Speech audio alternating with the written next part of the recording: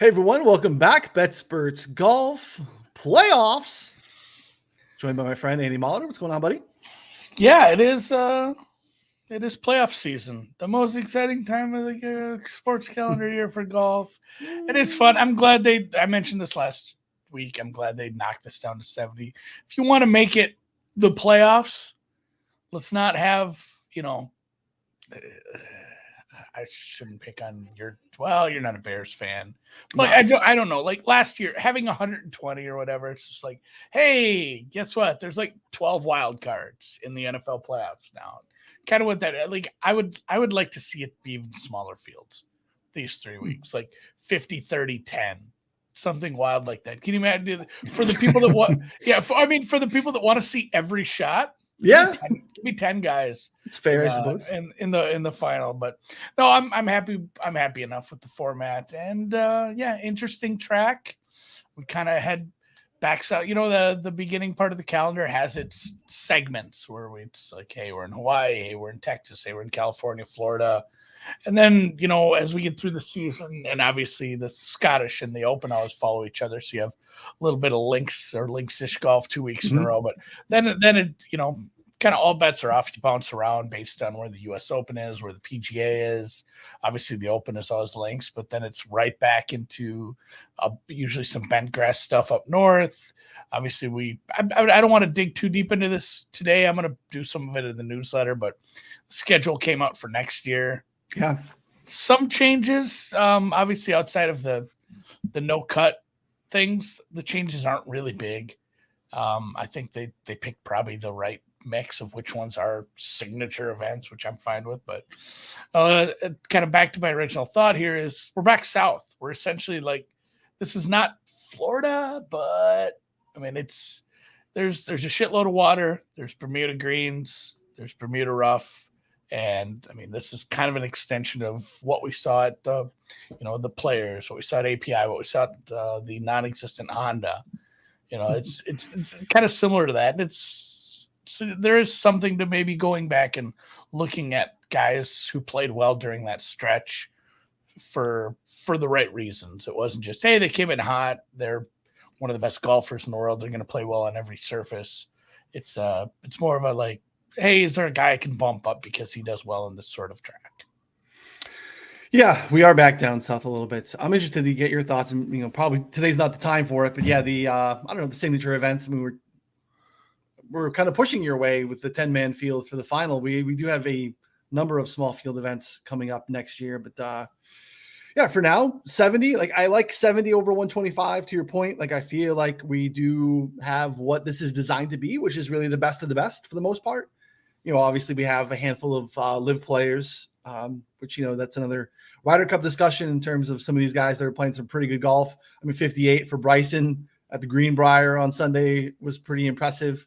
He's not making a Ryder Cup team. We're not going to start with that today, but there's just no juju to be had by bringing Bryson in, but he's playing pretty good golf. But that's another topic for another day. We don't have our boy Zal. Big community win here last year with Zalatoris. Everyone was on it, and so fun. Oh, it was so fun.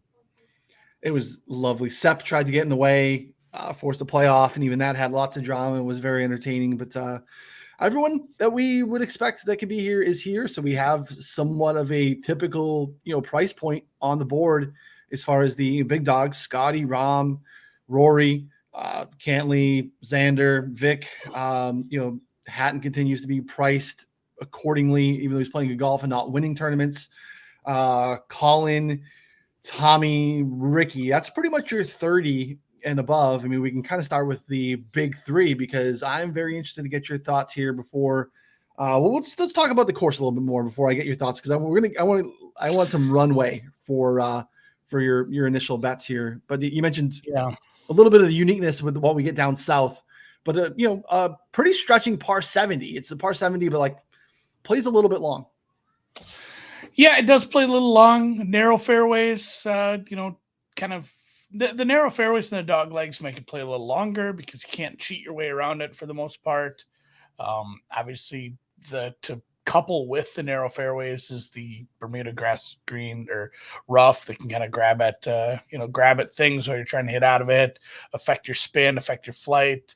And then they're pretty small greens. It's tough greens to hit. It's kind of the opposite of what we had the last couple of weeks. There's water.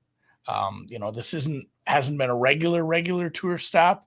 They've played this one at a few different, I think Liberty, and I'm trying to think of the other places we've had St. Jude over the years. But when they do play this, it is water ball city, even more than the 3M or Sawgrass. And yeah, there's a bunch of tough holes here. 10 holes. The 17+% bogey rate, according to Ron's stuff. I think I saw that earlier too. And only 6 with a 17% birdie rate. So it's tough. And the greens were really quick last year. Not only, are they the Bermuda that we haven't played on in, a hot minute here, but they played really fast. And there's some guys that did struggle with that. Yes, we've been coming here for a while.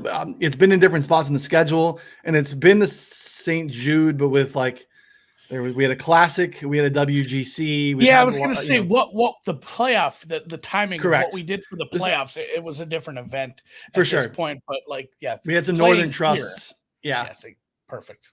Yeah, this is only the second time. Last year was the first time. This is the debut leg of the playoffs, which I think is the point you were making. And I think that's where I was going with that too. Is what we had here last year, and I think what you normally will have is it was very dry, and the course was kind of tough or hard.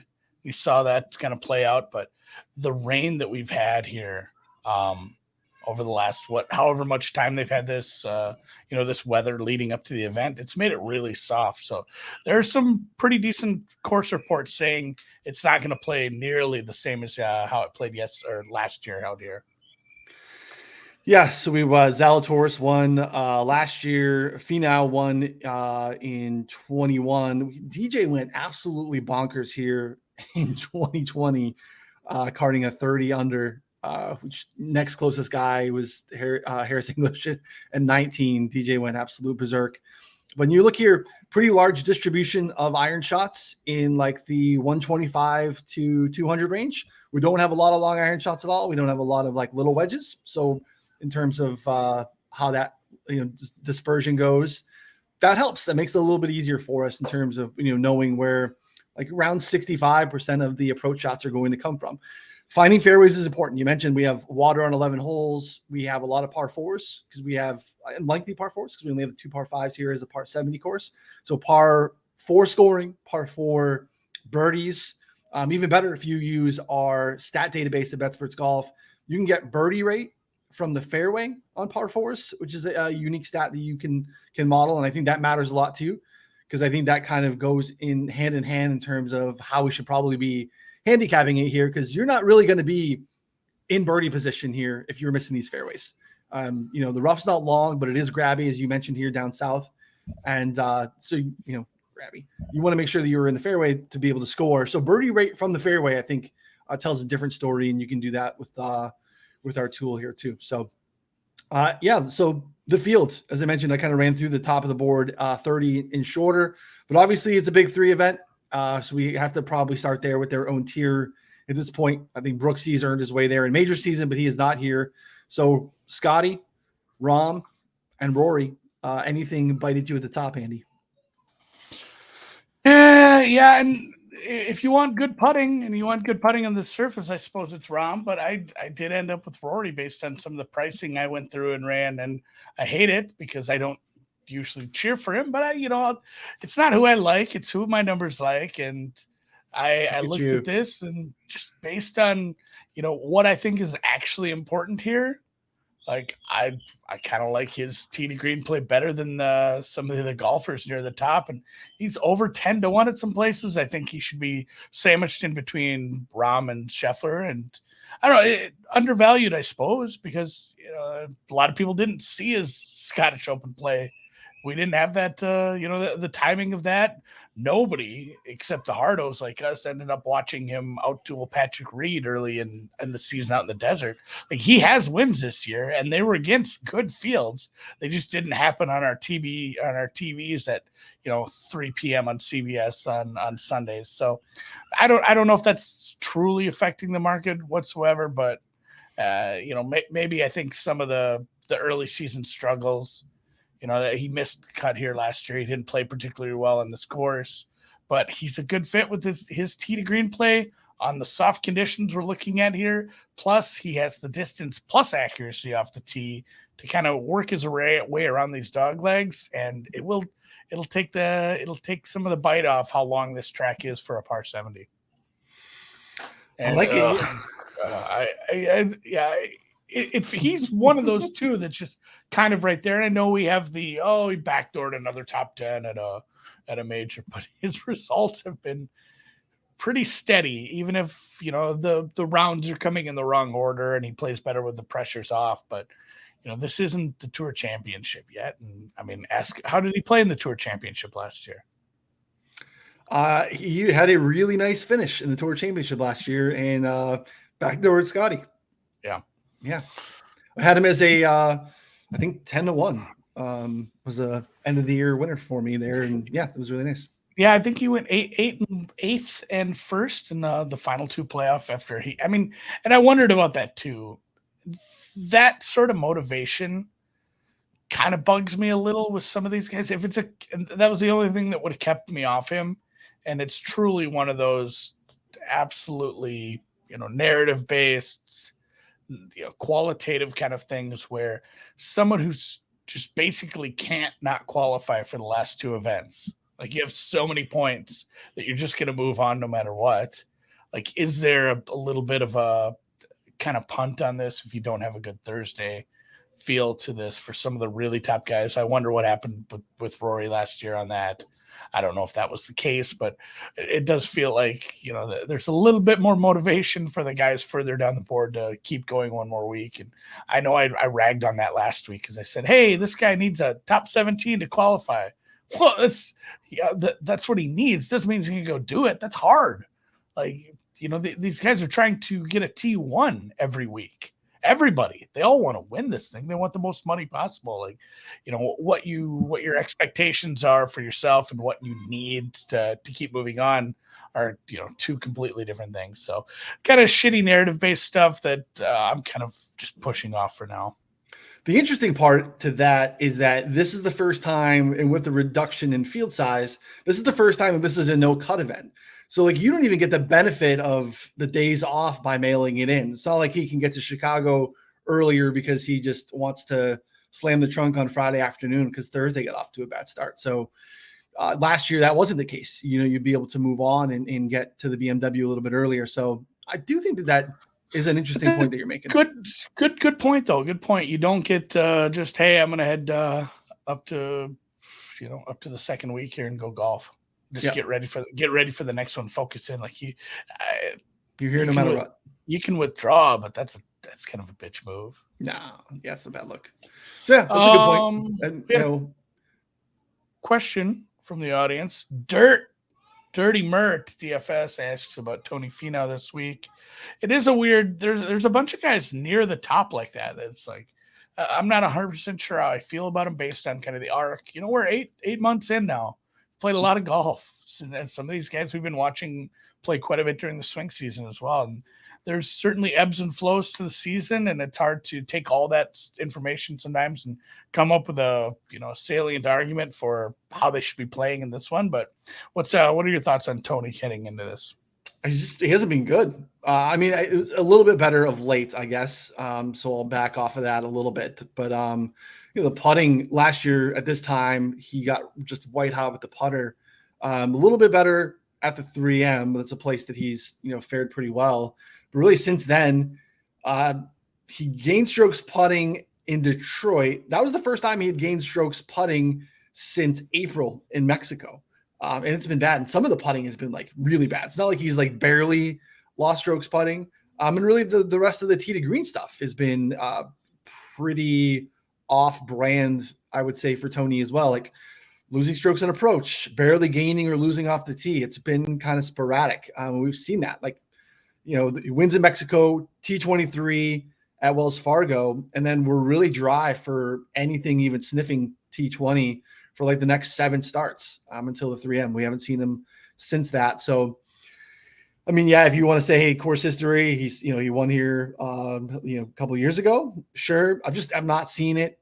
I think we're getting, again, it's a small field, no cut events. And some of these guys in this range are priced as if it's like a full field event. But at the same time, like, should they really be like gaining win equity because, the Austin Eckroats of the world, shout out to our boy, but no offense, not here. Like that shouldn't really impact the numbers at the top of the board for Finau's win equity. So yeah, I don't feel like just because it's a small field, no cut event that we should be giving a bump to some of these guys in the next tier. Like I just don't think Tony's playing well enough right now to get it done. Tee to green, regardless of what's happening on the putting green. So not really on my radar at all. Didn't really pop very highly. Let me see where he is in my model. He's probably pretty low, to be honest. Has not been playing good golf. This is saved over on BetSports Golf. You can go into, you can build a custom model. You can actually view expert rankings. So you can see what any of the staff has built to. Finau was 43rd for me in this field this week. It's really just a decent amount of red. Been pretty bad in the fairway buckets that we need this week in terms of approach. It's just not been great, Tony. Sorry, not interested in Tony. There's some guys in that range that I have a little bit more interest in. A little shorter than Tony. I didn't fire on Vic, but Vic maybe next week at the BMW is a play for me. I think he's very interesting here. But I jumped in on COLLIN Morikawa at 35. That was number early Monday morning. Looks like 25 for the most part now. Again, pretty immaculate fit for what I think is going to matter here in terms of accuracy off the tee. Looking at like distance from the edge of the fairway, all that stuff. He's been really just consistent. And again, just all the things that we need here in terms of ball striking consistently. One of the best in the field. Approach, tee to green, ball striking, really regardless of the sample size, he's been pretty dialed in, even though he's just been sniffing the top of the board on Sundays and hasn't been able to close the deal all year. And then when you look at kind of the basic par 4 scoring, he's kind of middle of the pack. And I touched on this earlier, but playing around with our database, he's 6th in the field in the past 36 rounds, and birdie or better from the fairway. So that, again, like he's going to have to be in the fairway. He typically is. I thought he was going to be of interest going into the Open. Couldn't really carry over what we saw before that. But I like the 35s. 25s is a little bit steep for me. Then you can see what you can get now. But yeah, I mean, he's just been kind of kicking the door all season and just needs to kick the door down at some point, I would think. And again, the guy I think is motivated to kind of solidify a spot on the Ryder Cup team as well. Yeah, it wouldn't hurt his case there. And that's a really good number too. It's down under 25 at some places. There's definitely been some steam in the market. I think you look like everything you mentioned. You look at his stats, he should be up there in the 20-25 range. So I agree with the steam. I didn't get that good of a number. I'll cheer for him to play well, but maybe not win. I want one of my guys to win. I didn't get that number. We'll see. But yeah, and Dan joked about this already. And when I posted them in the Discord, I even threw a little flag after it. But I have gone hard on the Euros, and some of it was just looking at how they've played at, comp courses, how their skill sets match up for this, this course, and how they've putted over a decent sample size on Bermuda. And I mean, TYRRELL, if he can keep his shit together, this is another one that was like, I actually found a 28. Excuse me. I found a 28 this morning on TYRRELL HATTON. I played that, and I'm pretty happy with that number. And he's just playing. He's playing as well as most of the big names ahead of him. Obviously, like, the top 3 are in their own tier. That's the Mahomes tier. But past that, like, he's just as good as most of those names that are, from the 12 to 30 range. He's just putting better than any of them. His putting has been pretty good over, I think I went 24 and 50, and then I started to spray it out a little further and look at just Bermuda. Bermuda has been one of his best surfaces. He's had top 5 finishes at Arnold Palmer, top 5 at Players. And then, last year, when he played here last year, and I know the conditions were a little different, and the putting surfaces will probably be a little slower with the moisture, depending on how much they can do with like sub air and just working on the course. But he gained 5.6 strokes on the greens here last year. It was the rest of the game that kind of let him down. And the rest of the game is looking a lot better than it was at this point last year. So if he puts anywhere near where he did last year and he puts it together like he has been, like, he's for sure in contention. So 25-28. Love TYRRELL. 2 R's, 2 L's, 2 T's, TYRRELL Hatton. It's a good number, 28. I like him a lot. I think he's a great fit. I'll definitely have him on the card from a finishing position bet standpoint. I just saw a lot of 25s, 22s. Harder for me to get there with some of the guys. That's too close to Vic to me. And Vic, I think, does win, has won, has been in the mix a little bit. So yeah, I like the 28 that you got there quite a bit. Definitely a fit. And we're in, like you mentioned, we're in the South, and a lot of these Euros play really good golf. They have American homes in Florida, so I think there's something to having a Euro heavy card here. So I think you're probably in the mix again before me for my second outright. So can get back to you.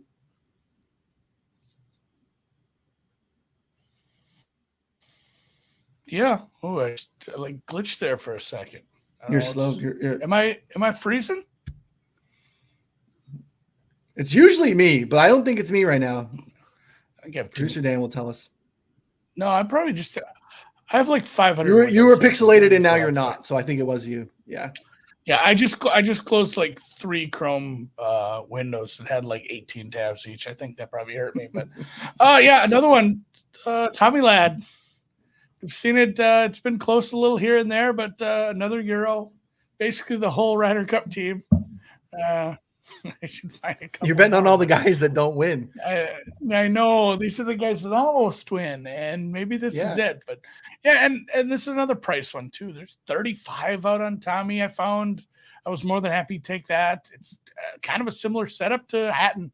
It's like, oh, you've been good on Bermuda. You've been good on Bermuda for a while. You've been good at this year. 3rd at Valspar, 5th down at Quail Hollow. I suppose that's Carolinas, and just like the other side of it, I'm looking for guys who are going to be able to at least try to overpower the course a little during these conditions. I know the dog legs leave a little bit to be desired, but he's top 20 in driving distance and accuracy, total driving, and Rory light with maybe a little better putter. So we saw him play really well over the last couple months as well. June, July, he 4 top 10 finishes, including the U.S. Open and the Open. He can do it against the best of the competition. And 35-1. He's who rounds up my card. It's a shorter one. I've been doing 8 the last couple of weeks, just spraying it small on 8. It's just going to be these 3. I'm leaving a little bit of money in the holster for some possible live ads, especially if the scoring spread isn't too big and we have this with, the non-cut event. There's some guys that could absolutely put together a really nice weekend, get in the mix. I think saving some money right now makes some sense too. I looked early. Looks like there might be a little bit of Thursday weather. So getting on maybe the right side of the draw early on Thursday. Again, typically a DFS conversation, but I think it matters too, especially if you're sitting on some guys that you like or considering or waiting to see if the numbers pop. I don't think that's a bad play at all. We'll have, more information on that. Ron will do his DFS preview and we'll have more looks there. But I like the card, to be honest, man. I like the, joked about the guys that aren't winning, but like Hatton and Tommy are really good fits for this place. They've been playing fantastic golf, and it's not because they can't, they just haven't yet. So and decent numbers that you got too. So, and that's typically not your game either. Like good numbers, not your strength. No. So big week for you, I think. Usually just picking up the leftovers on Tuesday morning. But and I should say I did bet 30 on Hatton even. They got 30. That's a really good number. I do the numbers like, I'll bet 20. I'll bet him at 25. And then Bet Online had a 28, and then bookmaker ended up having 30.5 or whatever. I'm like, we'll take it there. So let's go TYRRELL. That's the you got to root for one over the other ones. That's the one I'm rooting for, even though domestics. I do like to cheer against Tommy and Rory, even though I bet them. Yeah, and Tommy is such an easy guy to cheer for. Domestics happens. There's a 25 at MGM. It's 22 everywhere else. 30 is fantastic. 28 still a really good number. That's That's a good find. Good find by you. My next, I'm getting a guy I think on a discount because we're dealing with, I think questionable or at least concerns around an injury with Tom Kim. And I think not the first time and not the last time that I've had Tom Kim and COLLIN Morikawa on my card together, because I think that they're, in terms of what they do, they're very, very, very similar. Like a little bit of lacking in distance.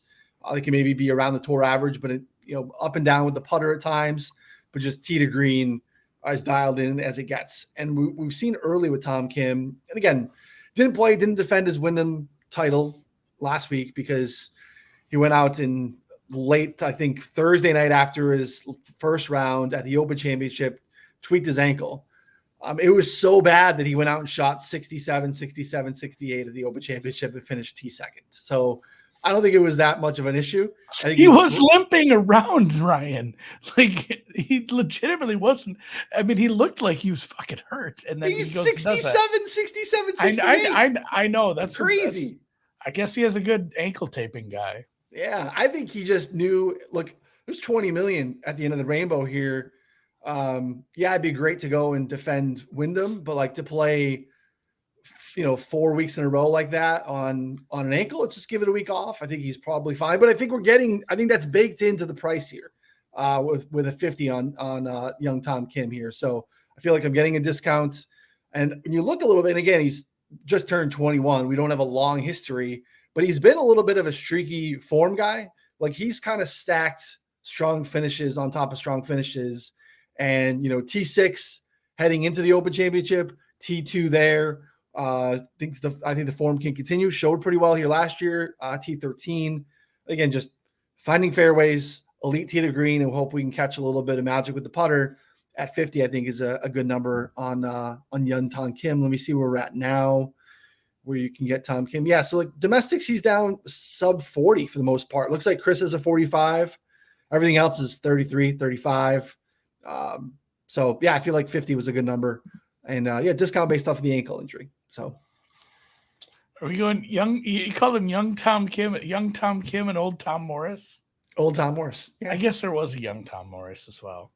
They would have to be. That's fun. Yeah. Before Tiger's massive win at the 2000 Open, that was the record holder.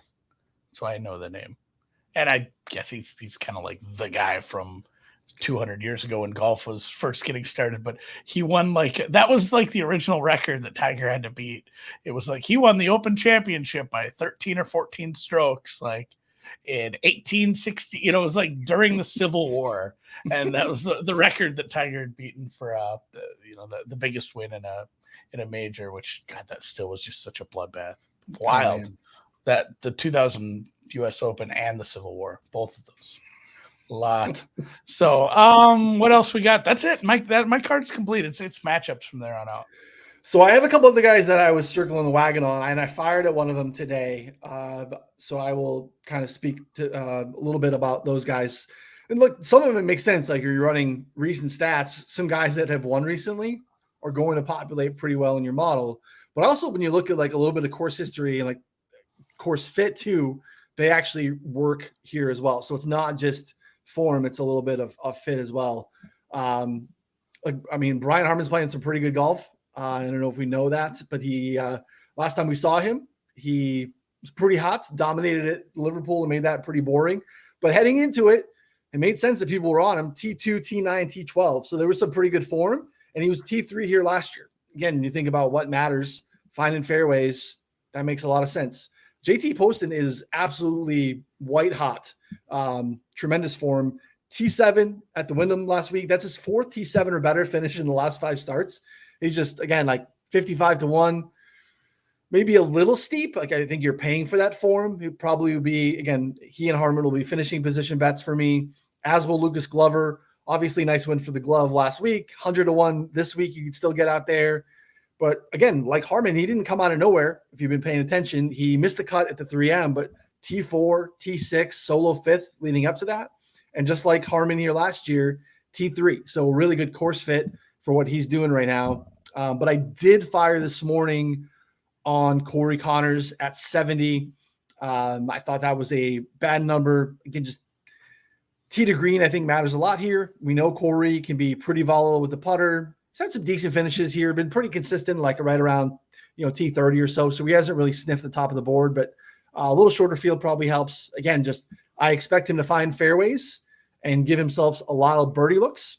And again, we're kind of banking on him if he can, run hot with the putter. I like the 70 quite a bit in comparison to some of the guys around him. I thought was a bad price. So I fired that officially just before we jumped on here. So Corey was my third official outright.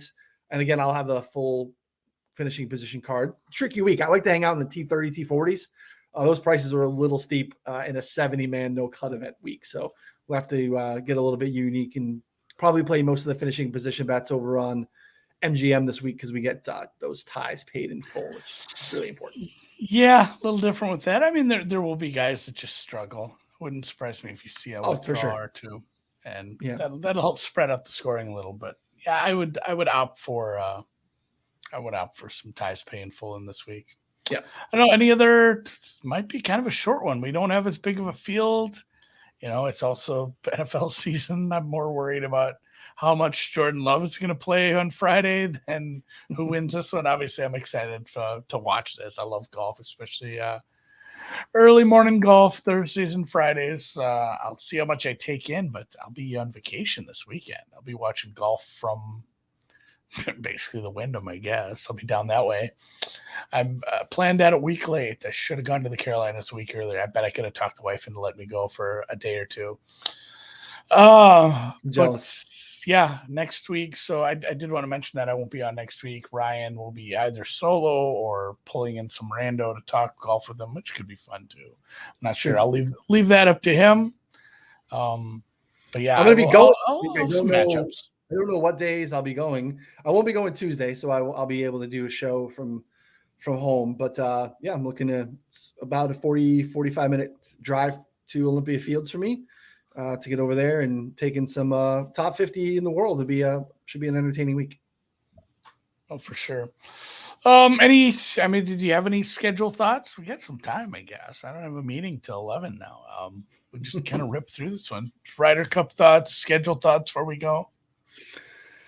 So Ryder Cup thoughts. This is really hard because I'm not a super patriotic guy, but I like to cheer for the United States when we're up against anyone in the world. I like the Olympics. I'm old. I feel like us old heads grew up on the Olympics in a different way than the current generation did. So love flying the flag for those events. I got a nice little I love the song. Yeah, it's such a jam. I got a nice little boost on FanDuel, and I used it to take the Euros at the Ryder Cup at plus 250. That's an incredible price. It should probably be like minus 125, plus 110. It probably should. Like the U.S. should not be as big of a favorite as they are. Top to bottom, there's a lot of good golfers, and I wonder if it's just some of those guys we don't see them as much over here because they do tend to play a little more on the DP, but like they have I'd take their top three over our top three. Just 1,000%. 1,000%. And then the middle of the pack, and especially top five. Yeah, the middle of the pack, you can maybe call it evenish, but I'd still a little bit of a bump there. Lots of experience through up and down. You can say that about the U.S. team. There's going to be plenty of guys that have played on a couple of these, but man, and the bottom two, where we're trying to decide, like, are we taking Sam Burns or Denny McCarthy, or what are we doing with this 12th spot? And they have some semi-established young guns that are going to play some pretty good golf against us, and they get to set up the course. Like, they get to pick the course, and like it's definitely going to play into a lot of the strengths of how they play golf. So, not looking forward to. I'll make a little money. I didn't get a 250, but I did bet some money on the Euros. I always do. So Justin Thomas is on that team. I think Justin Thomas is going to be on the team. Yeah, I think it's about a net neutral. Everybody wants that to be such a it's so black and white. Like, it's either his experience and the camaraderie. It's going to be a positive. Like, no, he sucks at golf. Like, it's not going to. Like, I honestly think it's about a neutral. I think it's about you're both right. Both sides are right. Like, He's not going to be some huge addition, but I don't think he's going to detract from him. Like, he is playing okay golf at times. He's just having these blow up holes and can't quite get it all put together. Obviously, he's going to have a bunch of time off to get things figured out. So it wouldn't surprise me. Yeah. It'd be interesting to see what the cap does there. Yeah, I think there's just enough there. Like, again, he didn't qualify, but just I think we saw him play enough good golf or decent golf to get himself back in the mix as of late. Again, as you mentioned, blow up holes has been a problem, but yeah, I think he'll be on the team. It'll be interesting to see what happens there. Same thing. The Euros have some questions outside of their locked guys as well, but those, their player pool got significantly shorter with some of the live detractors or live guys that left with, you would always see Poulter, you'd always see Sergio. It'd be interesting to see what happens at the back end of their roster as well. But yeah, schedule wise, I mean, I don't know, it looks fairly normal. It looks like we have a Myrtle Beach event, Hilton Head. I don't know which one it was. It's another like alt event that got added to the mix. We lost Honda as a title sponsor, but that's still in the same like spot. Everything else looks fairly. Yes, I saw that Myrtle Beach thing. Like, I'm not going to be in Myrtle Beach for my vacation, but we're going there at least one day. I might go drive out to that course, just take a look. I have no idea what it is. I know it's going to be an alt event field up against a different, better event, but it's not like we're not going to bet it. So I might swing out there, be like, hey, buddy, I'm a reporter. I need to walk the course. I've driven past it. I made last couple of years I've been down in that area for a golf vacation. So I've been by it because there's just a lot of golf in a very small little area. It's hard not to drive past every course. Fantastic golf down there. So I'm sure it'll be a lovely little alt field event. I forget when that one's up against, and we'll I think wait to see some of that. But yeah, no real takeaways. I'm interested to see what happens.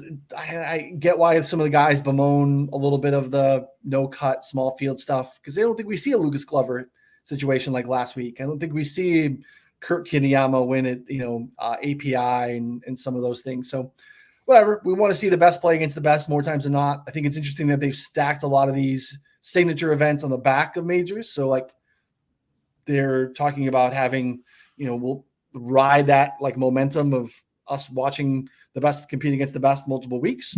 So I like that there's no information still yet in terms of like, looks like we'll still have live golf for next year. It doesn't seem to be any integration in terms of like, they talked about team golf being a thing. Looks like we're still a ways away from any of that stuff being, in terms of our schedule being impacted, but yeah, no real schedule takeaways off the top.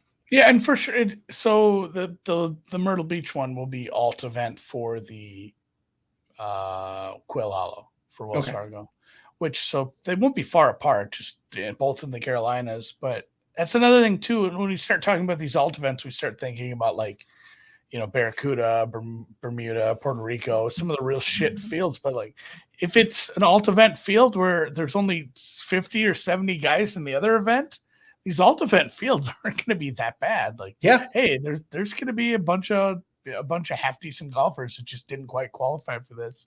So I'm kind of looking forward to having just two different tournaments. You have like the varsity and the JV tournament, and it's not, hey, the top 140 guys are at this one, so you get a real big drop off. Like the drop off won't be as hard. So if there is, I don't love the no cut shit. I don't like the small field shit. But if there is a silver lining, and I really hope they do, continue to do a lot of this, because like Heritage, the RBC Heritage is going to have Punta Cana as, its alt field event. Like I said, Wells Fargo will have Myrtle Beach. Like there's a couple that don't. So the Travelers, there's not going to be another event during that.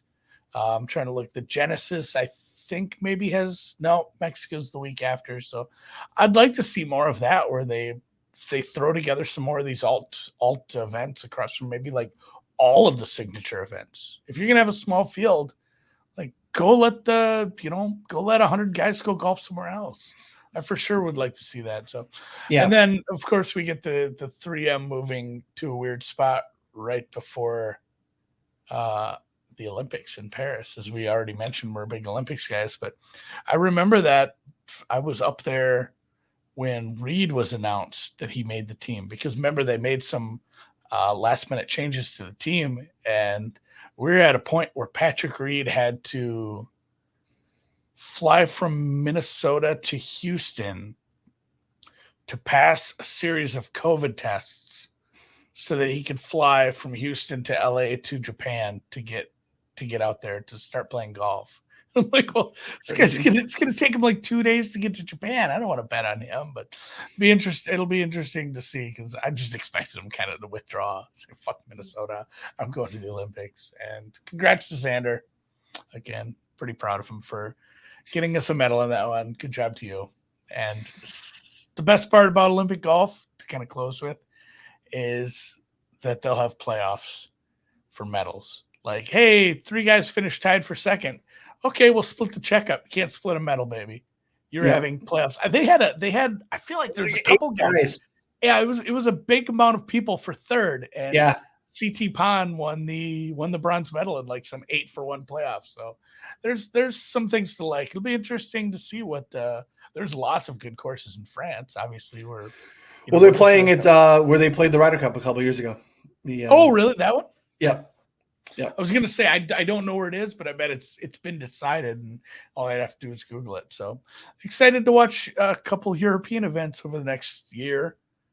I'm gonna 3 per year now. I'm gonna watch the Ryder Cup, the U.S. Open, or the Open, and maybe a little Scottish Open, but of course France for the Olympics as well. So I don't know. Any last thoughts on the St. Jude? Who, if you want a narrative bet, who would you think is the biggest lost cause in this field? Ooh, biggest lost cause? Meaning, like, just has no shot? Who we full fading? Yeah. Well, so St. Jude is the patron saint of the lost cause. Look at you. Just a fun fact from Catechism. I don't know if probably don't make a bet based on that, huh? Oh, lost cause. Maybe that's why I'm betting Tommy. Yeah, I'm gonna I think we already got Rory and Tommy, honestly. Yeah, I think Rory's lost cause here. Fair enough. So BMW in Atlanta though, he'll be in play. I hate that they make that the championship too. I'd like to see that as a full field event. That's such a good course. It's a good course. It's such a fun course, and I want to see that. I wish that would be if I was going to do one thing to change the schedule, I would do like what the college playoffs do and rotate some of it. Like, hey, this is a semifinal some years. So they did at BMW, right? Yeah. For sure. Yeah, we've done it with the other parts. Why can't we move the championship around? I'm sure there's sponsorship money and the reasons for that. But I'd love to see that one just get pushed into. For sure. It's like we bastardize Pebble Beach the same way. We make it a celebrity pro-am for now it's only 2 days. Yeah, I was going to say there's a little positive to that too. They're only playing 2 days of amateurs. Yeah. And I believe they won't play Monterey anymore. It'll be Spyglass, Pebble, and then 2 more rounds at Pebble. So Monterey Beach, don't have to worry about it anymore, guys. Hit the thumbs up if you watch this on YouTube. That would be helpful. And good luck to you this week. Follow us in the Discord. And if you are a member, get into the members-only Discord where all the picks and talk and DFS thoughts are for the week.